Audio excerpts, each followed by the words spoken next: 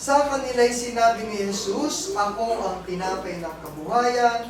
Ang lumalapit sa akin ay hindi magugutom, at ang sumasampalataya sa akin kailanmay hindi mauuhaw." Christ satisfied the hunger of our soul.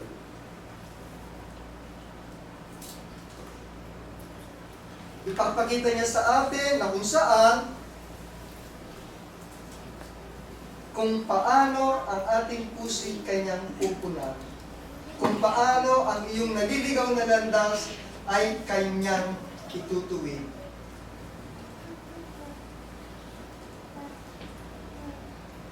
Upang mabawasan ang bigat na dinadala ng bawat isa sa atin. Araw-araw nakakaramdam tayo ng emptiness sa ating mga buhay. Surrender our life to our God. Hindi once a week. Hindi every Sunday. Every day. Surrender yourself. Paggising niyo pa lang, Lord, ikaw na ang bahalang magpatakbo ng buhay ko. Pagharian mo ang buhay ko, Panginoon.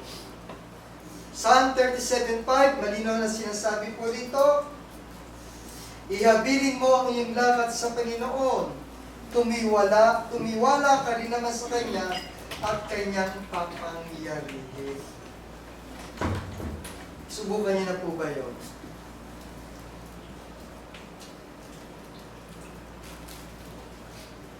O ginagawa niyo po ba yun sa araw-araw? Mga Katolik, ganun lang po. Tapos talito. Ano ibig sabihin mo? Minsan lalabas na lang sila. Okay. God bless me. Ganun lang. Bless saan? Bakit hindi mo kausapin? Simula. Sabihin mo lahat sa Kanya, God, ito kailangan ko po. Surrender ko lahat, everything to you. Itong mangyayari sa akin sa maghapon, iligtas mo ako sa ganito. Hindi yung God bless me. Bless. Maganda nga yun, meron kang ganun. Pero yung laman ng puso mo, laman ng isip mo, kaso hindi mo binigay sa Panginoon, napuno ngayon yung utak mo, nandito lahat ng problema, nandito lahat sa utak mo yung mga kabiguan, nandito sa utak mo lahat ng mga hindi mo magawa-gawa dahil wala kang peaceful life sa buhay mo. And you feel empty dahil sa dami ng bitbit mo sa utak mo. Ang linaw, ihabilin mo ang iyong lakad sa Panginoon. At kung ano man ang nating babanggitin, papangyayarihin niya. Mangyayari. Kasi the more we increase our faith to our God, the more we decreases our emptiness in our life. Subukan niyo po. Gamitin niyo itong salita na ito. Ano po? Ang mga dapat gawin nyo to empty your heart back to our Lord. Alice prayer. Hindi kailangan magkunwari. Hindi mo kailangan sabihin, malakas ako. Wala akong problema. Kaya ko to. Kaya ko to, lugmok ka na. Kaya ko to, baong ka na sa utang. Meditating on Scripture. Paalalahanan mo yung iyong puso, yung iyong isipan ng mga salita ng Diyos na kung saan, sa pamamagitan ng salita ng Diyos, maituturo sa atin kung ano ang dapat gawin. Minsan mararamdaman niya, binibumubulong sa atin kung ikaw ay naniniwala na ang salita ng Diyos ang siyang tunay na gagabay sa bawat isa sa atin. Huwag yung sarili natin katalinuhan. May limitation po. In 72 hours, our memory loss. Nawawala po yan. Hindi po nagtatagal. I think 48 hours lang. At tas babalik uli po, pero hindi na ganon ka-pure yung knowledge learn natin. Community and fellowship. Hindi tayo nilikha para tayo ay mag-isa. Circulate. Kaya pala, nakalimutan ko bago ko sabihin, ba? Hindi ko po nakakalimutan yung paanyaya. December, pakilakas po. Saan po? Mamaya po. December 13 po. Ito'y po'y bahagi ng ating tinatawag na mga missionary works.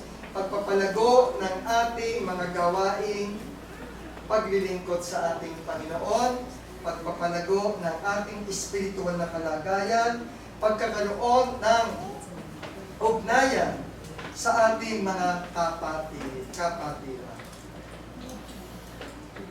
Worship. Paano tayo makakabalik sa ating Panginoon para mawala ang ating mga emptiness? Tuwan-tuwa po ako ngayon. 2 na lang dito ang bakante, isa dun, isa doon. Next week po yan, puno na po lahat yan. Iba po sa ating motivation, patuloy at patuloy lumalago ang Imus Congregation. Dati po maraming patlang. Ngayon wala na po ako nakikitang patlang. Absent po si Sir Jason, si Brother Jason, si Sister Judy lang. Tsaka si Well, kilala ko yung mga absent po. Ay nakakatuwa po. Dahil ayaw niyong mapunan ang buhay niyo ng emptiness kung kaya't ginagawa natin sa gawain ng Santa.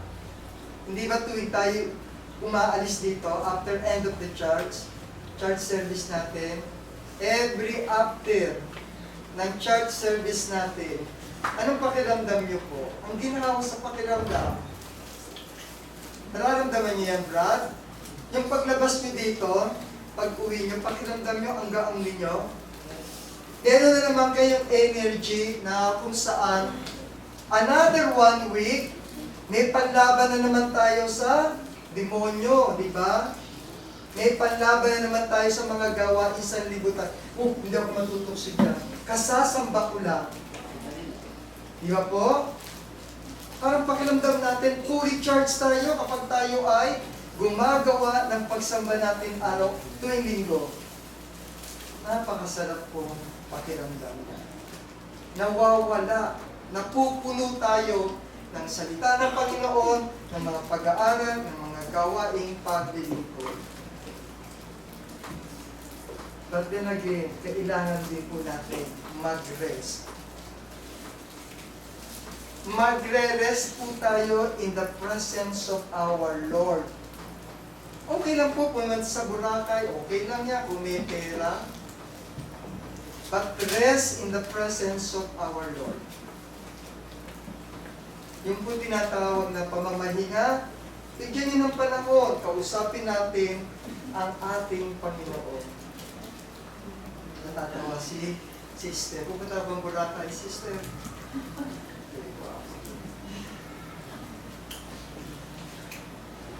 Rest in the presence of our Lord dahil Kanyang pinupuno ang nagugutom na kaluluwa at pinapawi ang pangungulila ng nagugutom na puso.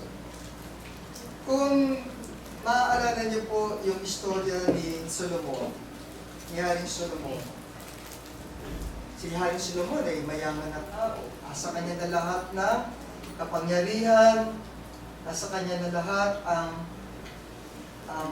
kayamanan, at lahat ng naisin niya ay nasa kanya.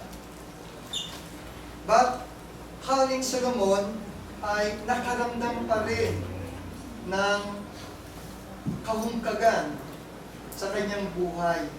Ano sinabi po doon sa Ecclesiastes 1:2? Mercy, meaningless, meaningless, meaningless. Everything is meaningless. Basahin niyo po yan sa Ecclesiastes 1:2.